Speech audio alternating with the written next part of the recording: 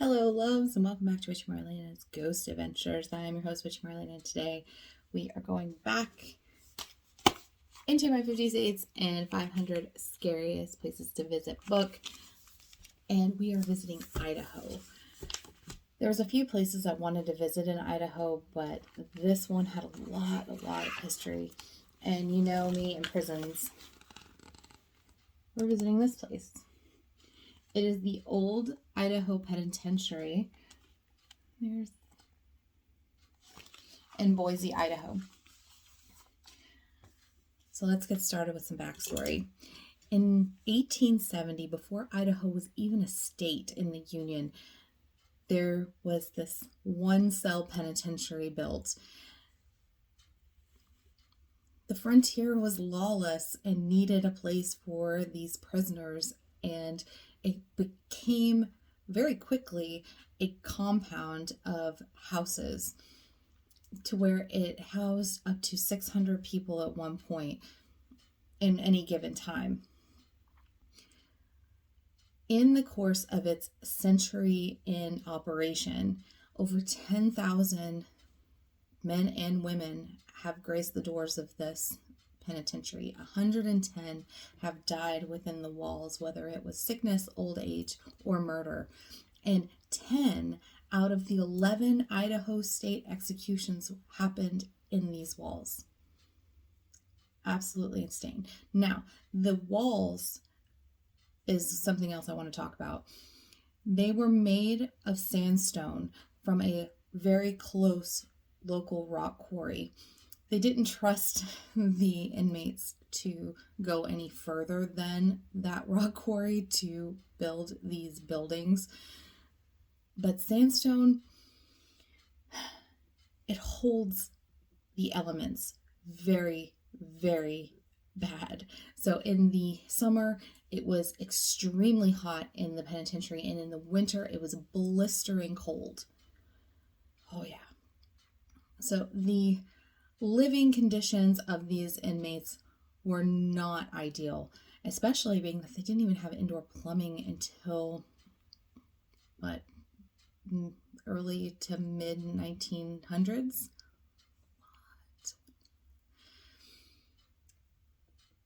Fast forward a little bit. In 1971 and 1973, two big riots happened. One in the chapel of the penitentiary, and another in 1973 that pretty much shut down the building. So in 1973, they shut it down, and the prison became part of the National Register of Historic Places. So it was a functioning prison up until 1973. All right. There was a famous murderer that was executed at the Idaho Penitentiary, and his name was Ray Snowden. And the reason, in 1956, he was at a bar, and him and a lady named Cara Dean got into an altercation to where he slapped her, and in defense, she kicked him in the leg, and he pulled out a switchblade and stabbed her 32 times. What? Who does these things? He later admitted to 2 other murders on women once he was in the prison, and on October 18th, 1957, at 12:06 a.m., he was sent to the gallows, and when the trapdoor came out from under him, the noose didn't snap his neck. So it took him 15 minutes to die by suffocation. Snowden was housed in House 5, and from the Travel Channel's Ghost Adventures and other places I've read, House 5 is super haunted and a lot of paranormal activity. They say that Snowden pretty much has stayed there, being angry probably about how the way he died, and is a big fixture in House 5. You can go on ghost tours of the Idaho Penitentiary, and visitors and staff have heard footsteps down the hallways. They've heard disembodied voices. They felt touched. They feel like someone's watching them.